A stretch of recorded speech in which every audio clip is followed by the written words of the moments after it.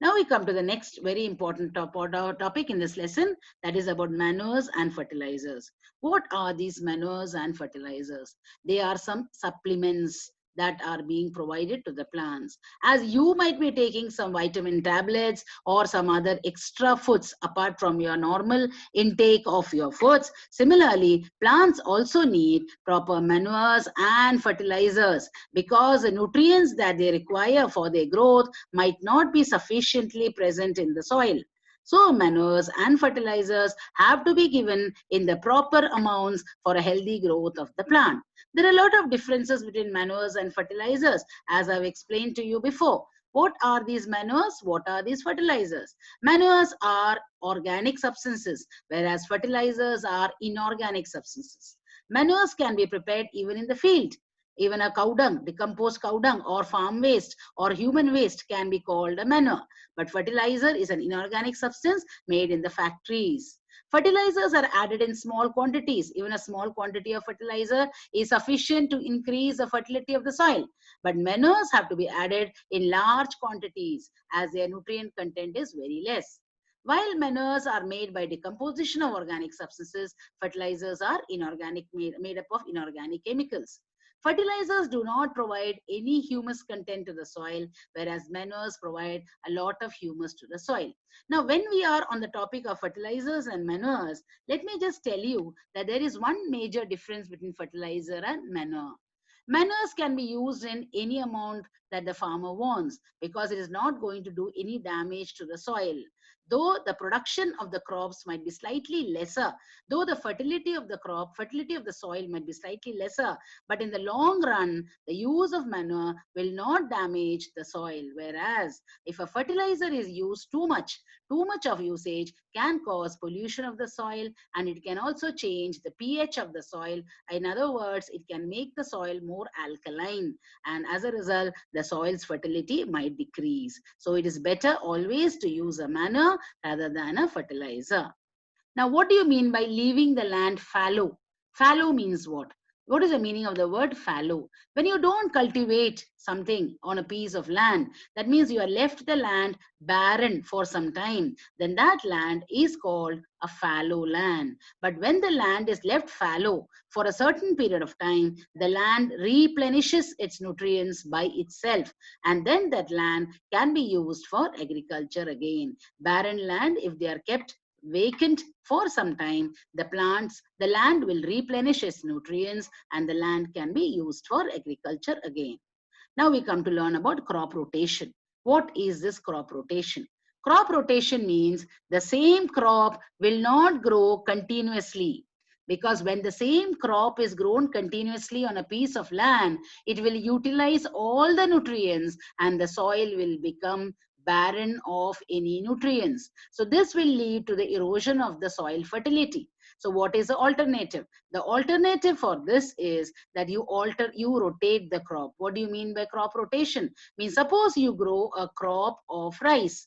After a few seasons, if you don't grow that crop of rice again, but you rotate it with a leguminous crop or some other crop, it will increase the fertility of the soil. And then if you go back to the crop of rice again, the fertility of the soil is retained and the soil will become more and more fertile. That means the soil will have more nutrients. So by growing crops that require different sets of nutrients, we can ensure that the soil fertility is restored. Now our next topic is weeds. What are weeds? Weeds are undesirable plants. They grow naturally along with the crop. But weeds are not at all essential, or weeds are not at all helpful for the growth of the crop. Why? Because they compete with the crops for by absorbing all the water, nutrients, space and light. So they have to be removed. Otherwise, they will damage the main crop that is there on the field. So how can we remove them? This process of removing of the weeds is called weeding. Weeding has to be done, and for that tilling is a process that was done before sowing that also helps in the uprooting and the killing of the weeds. Manually, these weeds can be removed by using khurpi or by using a sickle. By the farmer with his hands, he can do it. But weedicides, what are these weedicides? There are certain chemicals that are used to kill the weeds. They are called weedicides. There are 2-3 types of weedicides available in the market. Examples of weedicides also you might have heard.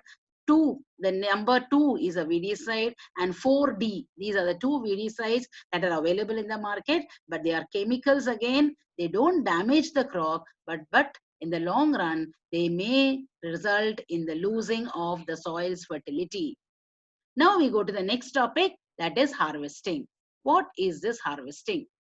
Harvesting is a process of cutting the crop after it is matured. Suppose the crop is fully grown, then it has to be cut. Of course, it can't be kept on the field. Some other animals or some things might, or the climate changes might damage them. So you have to cut the crop. So cutting a matured crop is called harvesting. Harvesting is done by 2 methods. First again is a manual method where a sickle is used, and there is another mechanical method where a huge machine called the harvester is used.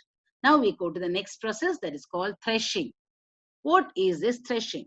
Threshing is a process of loosening the grain from the chaff. As you can see in the picture, how the ladies are taking the grains and they are loosening it from the chaff by hitting it on the ground. That is called threshing, so that the grain and the chaff can be separated. While it can be done manually, these days even a machine is used to separate the grain from the chaff. The next process is winnowing. Winnowing is also the process of separation of grains from the chaff with the help of the wind. Due to the wind, the lighter chaff will just fly away and the heavier grains will fall down. So these are the 2 methods by which the grains are separated from the chaff. So after harvesting, the farmer's work in the field gets over. But then, is his work getting over fully? No. A very important process and a very important work waits for him again. And that is the process of storage. Storage of the grain is a very important step, because after harvesting, the ready grains, if they are not stored properly, they might be attacked by moisture or by temperature or by pests, insects, etc. And they might get damaged. Their marketability becomes very poor. Their color is reduced. Smell starts coming from them. Their germination capacity goes away. So in order to prevent all that, they should be dried in the sun, or they should be dried in the shade, and they should be stored in the granaries or silos. The grains have to be stored in a dry place that does not have a rodent. Rodent means rat, or a fungal infestation. Fumigation of storage places. Fumigation means application of heat. Fumigation of storage places is also carried out to make it free from microbes. Apart from that, big granaries or like godowns are also there. These are the places where freshly obtained food grains are stored. So with that, the agriculture part of this lesson gets over. The last important topic in this chapter, about which we are not going to study much in detail, that is the animal husbandry. What is animal husbandry? It is just a complementary occupation to agriculture. Any farmer, of course, you might have seen, he is using bullocks in his field, he is using cows, he might be having goats, he might be having poultry. So from all that, he is getting a supplementary income. What is that? It is based on another branch of science that is called animal husbandry. Because nowadays our standard of living is increased, and so we depend too much on animal foods, like eggs we need, fishes you need, meat you need poultry foods. So for all that, we are depending on the animals. But animal husbandry is also required to be taken care of, because animal husbandry means the management and the care of the farm animals for the milk, for the egg and meat. Of course, in detail, you need not go into animal husbandry in 8th standard. You will be learning more about it in your 9th standard. But for now, animal husbandry, you just need to know that it is a management and care of farm animals for their milk, egg or meat. So with that, we are coming to the conclusion of this lesson, children. You have learned about agriculture. You have learned about animal husbandry. India being basically an agricultural country, where green revolution and white revolution are the 2 greatest revolutions that have come into practice in order to feed so many increasing mouths in our country. So green revolution means what? A revolution in the production of food grains or in improvement in agriculture. And white revolution means increase in the production of milk. So green revolution is related to agriculture sector, and the white revolution is related to the sector of animal husbandry. So both these sectors are very important because India being an agricultural country and our population is increasing, so it is a duty of our country or our citizens to see to it that all our people are properly fed.